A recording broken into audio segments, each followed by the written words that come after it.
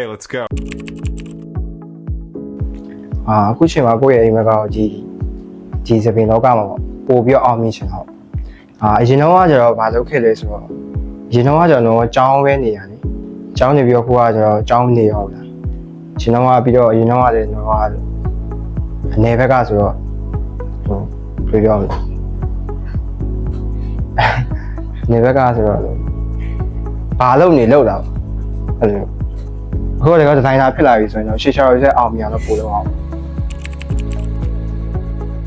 ဇိုင်နာဖြစ်တော့ခြေလူတင်နေဆိုတော့ဒီကိုကျွန်တော်စခေါ်ခဲ့တော့အကိုပေါ့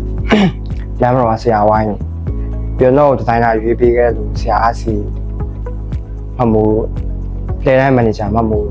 ခြေလူတင်ချင်းမလုံး challenge ကအဲ့လိုမျိုးမရှိပါဘူးခေးပါရေဆုံးလက်ဆွဲပြမှာတော့ကျွန်တော်ဆိုင်ဝင်တော့ပထမဦးဆုံးတော့ဧည့်သည်ကိုတော့လုံးဝလှလှလေးဖြစ်အောင်လုပ်ပေးပါအဲ့လိုတက်နိုင်လို့လောင်လုပ်ပေါ့ရှိရမိသားစုတွေမှာလို့အကုန်လုံးပေါ့အကုန်လုံးပတ်ပြီးတော့လက်ဆွဲပြချင်စံပြဖို့ကတော့ဆရာအားစီလဲဆိုင်ဘာဖြစ်လို့လဲဆိုတော့ तू ကတော့ပညာရေးလည်းတင်ပြီးပြီးတော့တော့ရဲ့စိတ်တဲ့ဘိုင်းတွေရောအကုန်လုံး तू ကပြောရင်ပြုပြင်ပေးထားတာပေါ့ကျွန်တော်နာမည်ကအာကာ